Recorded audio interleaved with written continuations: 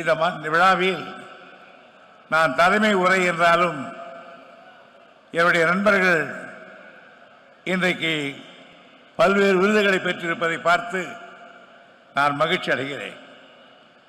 இந்த ராமநாதன் அவர்கள் எங்களோடு சட்டக்கல்லூரியில் படித்தவர். டாக்டர் ஜெகத் ரட்சகன் அவர்கள் அவர் ஒரு கௌரி காலேஜில் படித்துவிட்டு வந்தவர். அடுத்து இருக்கின்ற பழனி மாணிக்கம் சட்டக்கல்லூரியில் எங்களோடு படித்தவர். நான் மாணவணி செயலாளராக இருக்கும்போது என்னோடு பணியாற்றியவர். அதே போன்று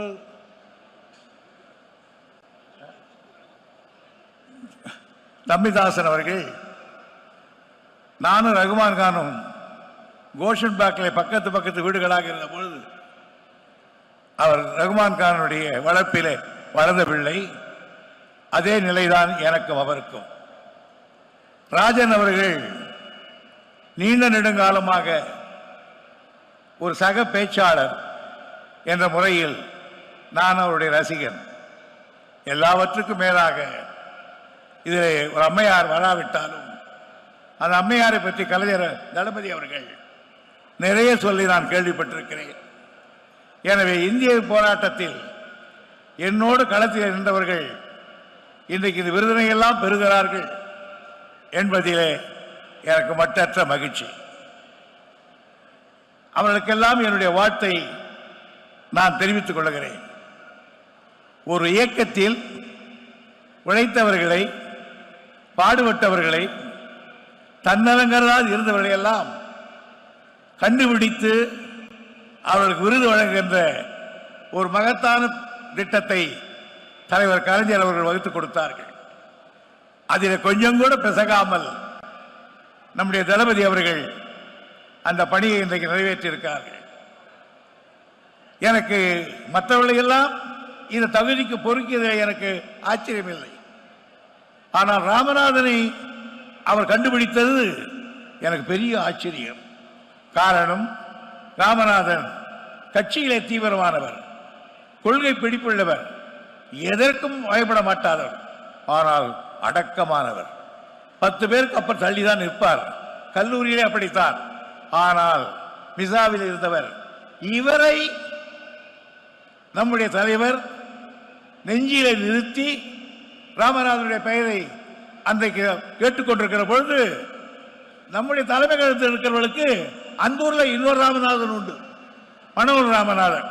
அந்த நிலை வந்துவிடக் கூடாது என்பதை கேட்டு திருப்பி இல்லையா மிசாவில் இருந்த ராமநாதன் பார்லிமெண்ட்டுக்கு நின்றவர் என்று அடித்து சொன்னாரே. தளபதி அவர்களே, இந்த ஒன்றே என்னை கிறுகிறுக்க வைத்து விட்டது. இது அவருக்கு மட்டும்தான் சொந்தம் என்று. யாருக்கு? நம்முடைய தலைவருக்கு. இல்லை, அப்பனிடத்தில் தப்பாமல் வந்திருக்காய், இந்த வரங்களை கேட்டு எனக்காக வாட்ட கடமைப்பட்டிருக்கிறேன். திராவிட முன்னேற்ற கழகத்துக்கு இன்றைக்கு 75 ஆண்டுகள் ஆகிறது. இந்த 75 ஆண்டுகள் திராவிட முன்னேற்ற கழகத்துக்கு நம்முடைய பாட்டன் கட்சிக்கு சேர்த்து வெள்ளடை வேந்தர் தியாகராய் அறிவித்த 1916ஆம் ஆண்டு பிராமணர் மசோ அறிக்கையை வைத்தால் 100 ஆண்டு காலமாகிறது. ஆக 100 ஆண்டு காலம் ஒரு இயக்கம் தொடர்ந்து பல்வேறு பேர்களிலே இருந்தாலும் கொள்கையிலே மாறாமல் இருந்தது உலகத்திலே இந்த கட்சி மட்டும்தான். இதுக்கு அடிப்படை என்ன? எத்தனையோ நாடுகளில் எத்தனையோ விதமான போராட்டங்கள், வேலை கேட்டு போராட்டம் நடந்திருக்கிறது. மன்னரை வீழ்த்திவிட்டு குடியாட்சி வேண்டும் என்று போராட்டம் நடந்திருக்கிறது. சோற்றுக்காக போராட்டம் நடந்திருக்கிறது. நிலவரிக்காக போராட்டம் நடந்திருக்கிறது. ஆனால் சுயமரியாதைக்காக போராட்டத்தை ஆரம்பித்தது திராவிட இயக்கம் தான். அந்த சுயமரியாதையை, அந்த வித்தை ஆண்டுக்கு ஆண்டு கட்டி காத்து வந்திருக்கிறோம். அந்த வகையிலே தான் இன்றைக்கும் இந்த கட்சி நீடித்திருக்கிறது. பாதகம் செய்பவரை கண்டால் நாம் பயங்கொள்ளலாகாது பாப்பா, மோதி மிதித்து விடு பாப்பா, அவர் முகத்தில் உமிழ்ந்து விடு பாப்பா. அண்மை செய்திகளை உடனுக்குடன் தெரிந்து கொள்ள இணைந்திருங்கள் இயம்நாடு தொலைக்காட்சியுடன்.